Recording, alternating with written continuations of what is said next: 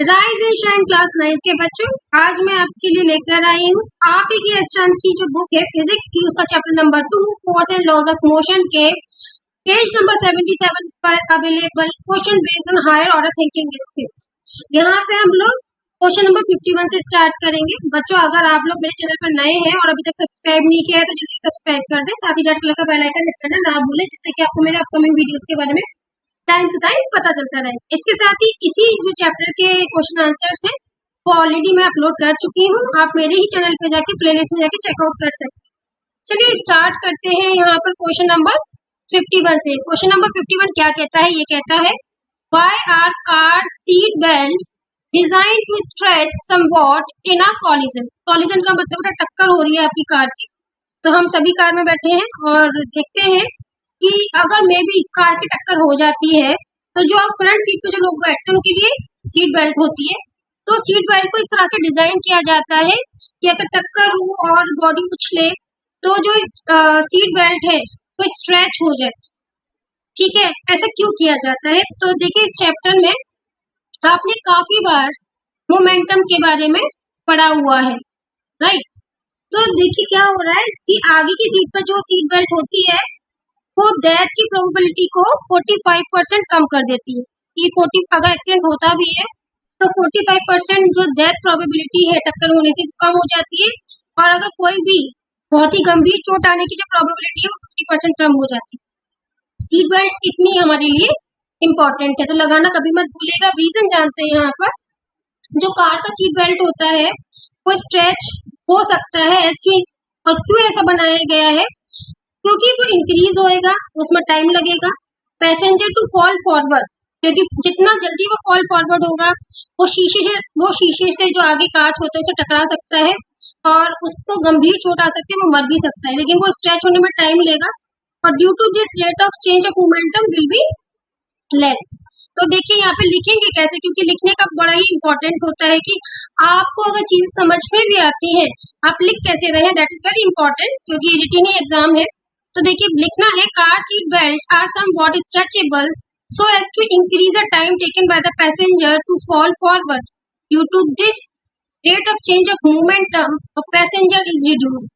क्योंकि जो चेंज हो रहा है मोमेंटम में, पहले वो रेस्ट पर है, अचानक से वो मोशन में आ गया, तो यहाँ पे बहुत सडन चेंज देखने के लिए मिल रहा है। तो जो चेंज ऑफ मोमेंटम है पैसेंजर का वो रिड्यूस हो जाएगा, क्योंकि जो स्ट्रेच हो रही है बेल्ट वो टाइम टेक करेगी, and hence stopping force act on them, तो आगे बढ़ने से उसको वो रोकेगी। So the passenger do not get hurt भी होगा तो बहुत कम हर्ट होगा बिकॉज ऑफ सीट बेल्ट। फिर है क्वेश्चन नंबर 52, द ट्रूप्स माने group of soldiers equipped to be drop by a parachute. आपने देखा होगा जो सोल्जर्स हैं वो पैराशूट से कूदते हैं तो वो रोल करते हैं, रोल करते हुए आते हैं, तो सीधे नहीं गिरते, उनको इस तरह की ट्रेनिंग दी जाती है कि वो रोल करते हुए नीचे गिरे। ठीक है, तो troop parachute from the aircraft called paratroopers, उनको हम पैराट्रूपर्स के नाम से भी जानते हैं। Why do paratroopers roll on landing, तो वो ऐसा क्यों करते हैं, वो रोल क्यों करते हैं? तो देखिए यहाँ पर क्या होता है कि जब वो इस तरह से रोल करते थे तो सीधे आएंगे तो बहुत जल्दी नीचे गिर जाएंगे, और जितना जल्दी गिरेंगे उतना ज्यादा उन पर क्या लगेगा, जो अपोजिंग फोर्स उन पर लगेगी उतनी गंभीर चोट उनको लग सकती है। लेकिन जब वो रोल ऑन करते हैं तो इसमें क्या होता है, वो टाइम को इंक्रीज कर रहे हैं, और टाइम इंक्रीज होएगा तो मोमेंटम डिक्रीज होगा। Thus the rate of change of momentum is reduced and have less force to exert it on their legs, they do not get hurt। तो जब वो जमीन पे गिरेंगे तो यहाँ पे आप टाइम इंक्रीज हो रहा है, उनका टाइम इंक्रीज हो रहा है, तो जो मोमेंटम है वो डिक्रीज होगा, तो जो अपोजिंग फोर्स लगेगी अर्थ पे आने पर उनके पैरों में जो चोट आ सकती है वो कम होगी। तब लिखेंगे कैसे इसको? तो देखिए लिखने का तरीका देख लीजिए, यहाँ पर लिखना है हमको when you hit the ground exert a force upon you to stop, तो ग्राउंड भी उतना ही फोर्स आपके ऊपर लगाएगा जिससे कि आप रुक जाए। The force which exert depend on how long the collision last, force इतनी ज्यादा होगी वो इस बात पर डिपेंड करता है कि कॉलिजन कितना टाइम में होगा। You have no control over your mass, क्योंकि जो मोमेंटम है वो डायरेक्टली प्रोपोर्शनल होता है मास के, तो आप अपना बॉडी वेट को तो आप कंट्रोल नहीं कर सकते, जितना है उतना ही रहेगा। और the speed to hit the ground, और आप उसकी स्पीड को भी कंट्रोल नहीं कर सकते, but you increase the time taken so the reduce the rate of change in momentum and rolling in one such trick, hence we would get less hurt. अब आता है क्वेश्चन नंबर 53 कि बच्चों इसके साथ 53 से स्टार्ट करने से पहले एक चीज और है, अगर आपके पास एस चांद और एनसीईआरटी की नहीं आप लेना चाहते हैं तो आप इसी वीडियो के डिस्क्रिप्शन बॉक्स में लिंक को चेकआउट कर सकते हैं। अच्छी खासी परसेंटेज ऑफ है अपने लिए एस चांद और एनसीईआरटी की बुक घर बैठे बैठे मंगा सकते हैं। क्वेश्चन है 53, why would an aircraft be unable to fly on the moon? कि जो एयरक्राफ्ट है वो मून पर क्यों नहीं उड़ पाता। आपको पता होना चाहिए कि मून पर कोई भी एटमॉस्फेयर नहीं है और एयरक्राफ्ट को उड़ने के लिए कोई ना कोई मीडियम की जरूरत होती है, ठीक है, तो इसलिए वो उड़ नहीं पाता। तो लिखेंगे कैसे, an aircraft can not fly in the moon's atmosphere because there is no air, ठीक है, मीडियम होना जरूरी है। फिर आते हैं हम लोग क्वेश्चन नंबर 54 की तरफ। 54 में बोलते हैं explain why it is possible for a small animal to fall from the considerable height without any injury being caused when it reaches the ground। आपने देखा होगा जो छोटी सी चींटी है, ठीक है, या फिर जो माइस है, चूहिया है, जब आप उसको खिड़की से नीचे फेंक देते हैं समटाइम्स, या वो गिर जाती है बाई चांस, तो वो फिर से चलने लगती हैं, लेकिन उतनी हाइट से अगर आप गिरेंगे तो आप मर भी सकते हैं। तो वो उनको कम इंजरी क्यों होती है और आपको ज्यादा क्यों होती है, क्योंकि जो चींटी है, चूहिया, उसका मास बहुत कम है और हम लोगों का मास बहुत ज्यादा होता है। तो small animal has small mass so the momentum produces less. आपको पता होना चाहिए कि जो मोमेंटम का फॉर्मूला होता है वो होता है मास इनटू वेलोसिटी। तो जो मोमेंटम है वो डायरेक्टली प्रोपोर्शनल है मास के, जितना ज्यादा मास होगा उतना ज्यादा मोमेंटम होगा और उतना ज्यादा ही अपोजिंग फोर्स लगेगा और हर्ट हम ज्यादा होंगे। जितना कम मास होगा उतना ही आपका मोमेंटम कम होगा, उतना ही अपोजिंग फोर्स कम होने वाला है। तो इसी तरह से हम लिख सकते हैं small animal has momentum produces less when the small animal fall to the ground with less momentum, less opposing force of ground act on it and has no injury is caused to them. तो इसी तरह से आप देख लीजिए, इसको note out कर लीजिएगा कि आपको लिखना कैसे है, तो आप इसको एक्सप्लेन भी कर सकते हैं इसी तरीके से। अब आते हैं हम लोग सीधे क्वेश्चन नंबर 55। अब देखिए यहाँ पे न्यूमेरिकल बेस्ड क्वेश्चन स्टार्ट हो गए हैं जो कि law of conservation of momentum पर डिपेंड करते हैं। आपको पता ही होगा कि law of conservation of momentum में क्या होता है, ठीक है, लॉ आपको पढ़ लेना है जहाँ पर कि कंजर्व हो रहा है law of momentum. Question number 55 के बारे में बात करते हैं। बॉय ऑफ मास 50 kg, जो लड़का है उसका जो मास दे रखा है वो दे रखा है इसको 50 kg दे रखा है, ठीक है, रनिंग एट 5 मीटर पर सेकेंड, और जो वेलोसिटी दे रखी है लड़के की वो दे रखी है 5 मीटर पर second. Jumps on a 20 kg trolley, एक ट्रॉली है वो उस पर जंप करता है जो कि 20 kg की है। तो बॉय का मास हम लोग m1 मान लेते हैं, ट्रॉली का आपका m2 in the same direction. लेकिन अब लड़का उस पर कूद गया है तो जो m2 जो आएगा वो दोनों को मिलाकर आएगा, ट्रॉली प्लस बॉय, दोनों का मास मिला के आएगा। तो बॉय का मास है 50 kg, तो अब बॉय के गिरने के बाद, लड़के के ट्रॉली पे आने के बाद जो टोटल जो मास हो जाएगा वो हो जाएगा आपका 70 kg हो जाएगा, ठीक है, ट्रॉली प्लस बॉय ये कंबाइंड मास हो जाएगा। तो m2 है ट्रॉली का मास और जो कंबाइंड मास है इसको हम कैपिटल M ले लेते हैं, तो ये हो जाएगा कंबाइंड मास आ रहा है 70 kg, राइट। उसके बाद बोल रहा है वो सेम डायरेक्शन में जा रहा है और इसका जो वेलोसिटी है ट्रॉली का v2 वो 1.5 मीटर पर सेकेंड है। What is the common velocity, अब लड़का जब इस ट्रॉली पर आ गया तब उनकी कॉमन वेलोसिटी क्या होगी। तो लॉ ऑफ कंजर्वेशन ऑफ मास के अकॉर्डिंग क्या होता है, law of conservation of momentum के अकॉर्डिंग होता है m1 U1 plus M2 equal to दोनों को मिला के MU। ठीक है, आप V भी लिख सकते हो, V1 V2 भी लिख सकते हो यहाँ पर। तो M1 50 है और आपका वेलोसिटी है वो 5 है और M2 आपका 20 है और जो ट्रॉली का है 1.5 वेलोसिटी है और जो मास दोनों का कंबाइंड है वो 70 है। V आपको फाइंड आउट करना है। तो देखिए अब यहाँ पर V इधर ले लिया तो D250 हो गया प्लस 20 का अगर 1.5 से करेंगे तो 3 आएगा आपका यहाँ पर 30। उसके बाद ये नीचे आएगा आपका 70। ठीक है, तो टोटल कर लेंगे हम लोग यहाँ पर और फिर यहाँ पे अगर हम सॉल्व करेंगे तो आएगा 4 मीटर पर second.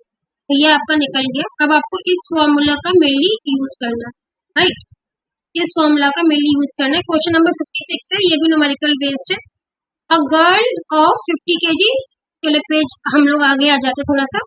A girl of mass 50 kg, अब एक लड़की है उसका मास जो है, गर्ल का जो मास दे रखा है तो आपको 50 kg दे रखा है। ठीक है, jumps out of a rowing boat of a mass 3 kg। अब बोट, जो बोट का मास है जिसको चप्पू से चलाते हैं, उसका जो मास दे रखा है वो दे रखा है 300 kg with a horizontal velocity of 3 metre पर सेकेंड।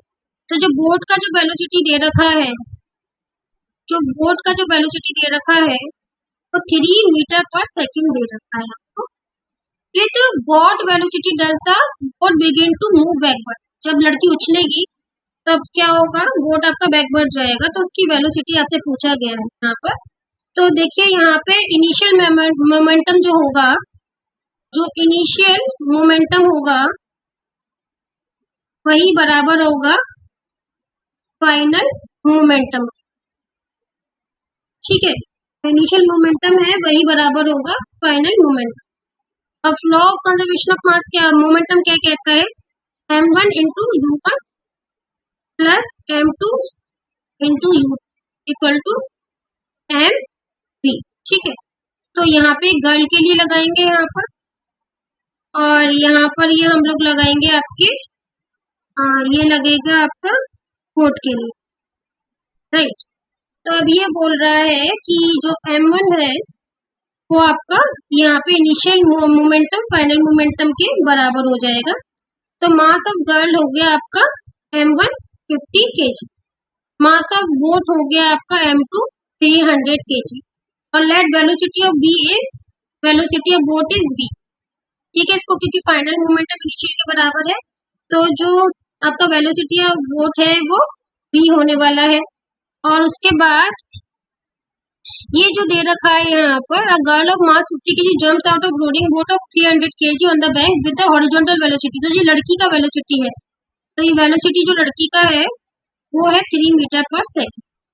ओके, तो अब यहाँ पर देखिए, यहाँ पे मास ऑफ गर्ल है आपका 50 और वेलोसिटी है उसका 3 और बोट का 300 है और ये जो U2 है वो आपका B हो जाएगा।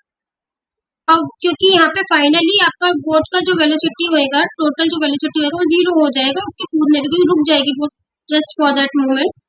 तो यहाँ पे जो वेलोसिटी आने वाला है वो आएगा 0।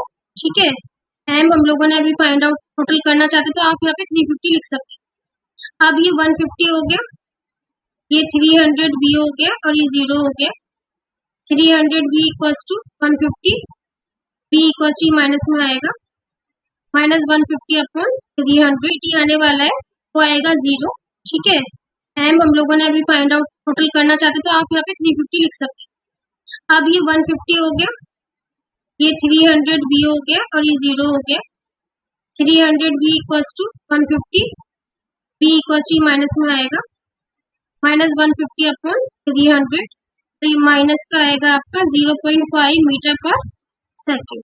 ठीक है, तो negative sign show opposite direction of motion to the boat. तो नेगेटिव का मतलब ये है कि बोट अपोजिट डायरेक्शन में जाएगा गर्ल की tour.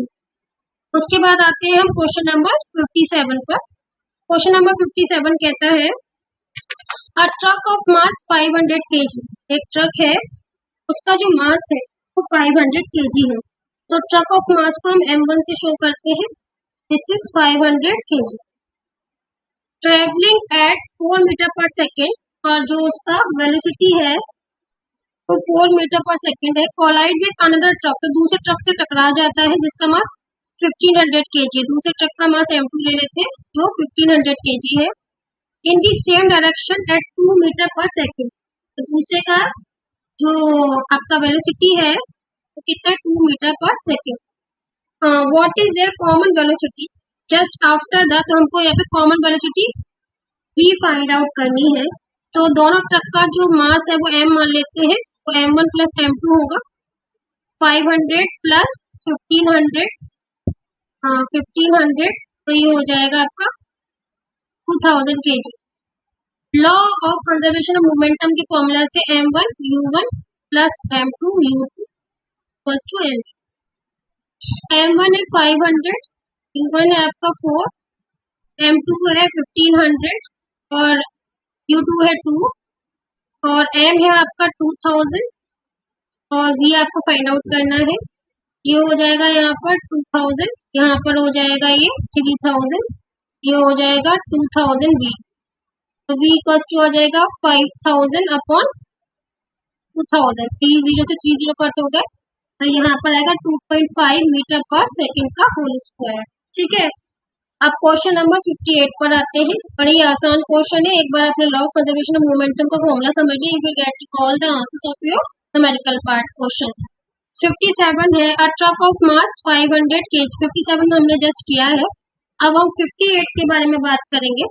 A ball of x of mass 1 kg, x ball है उसका जो मास है वो 1 kg है, ट्रेवलिंग एट वेलोसिटी दे रखी है 2 मीटर पर second, has a head of collision with the identical ball, तो सामने से दूसरी बॉल आ रही है, आइडेंटिकल बॉल जो आ रही है y, उससे वो कोलाइड होगी एट रेस्ट, और वो क्योंकि आइडेंटिकल है तो यहाँ पे x का 1 kg है तो y का भी मास 1 kg होगा, राइट, और वो रुक जाती है तो यहाँ वेलोसिटी उसका 0 हो जाएगा क्योंकि वो एट रेस्ट है।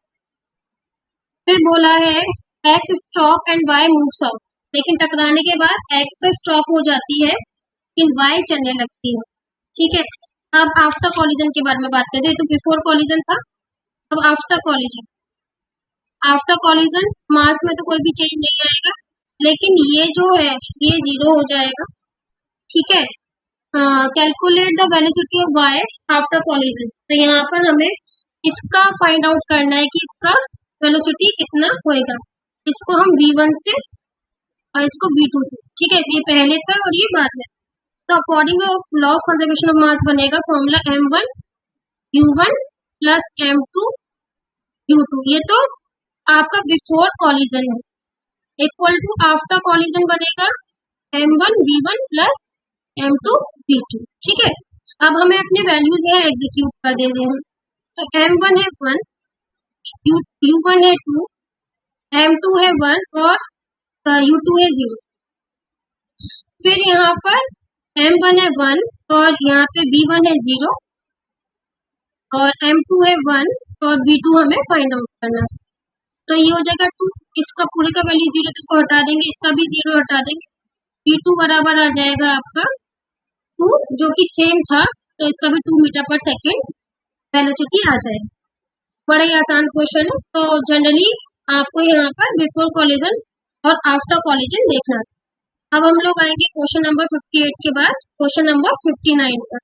अब यहाँ पर बोला जा रहा है a heavy car of mass 2000 kg travelling at 10 metre पर सेकेंड, तो जो कार का जो मास है वो 1000 kg है और वेलोसिटी है आपकी 10 मीटर पर second, has a head on collision, टकरा जाती है दूसरी कार से with a sports car B, तो ये एक कार है और दूसरी स्पोर्ट्स कार है, इनकी स्पीड अक्सर काफी तेज होती है, मास है इसका 500 kg, तभी इनका मास कम होता है ताकि स्पीड थोड़ी ज्यादा हो जाए। इनका both car stop dead on collide, दोनों कार जो है वो रुक जाती है कॉलिजन के बाद।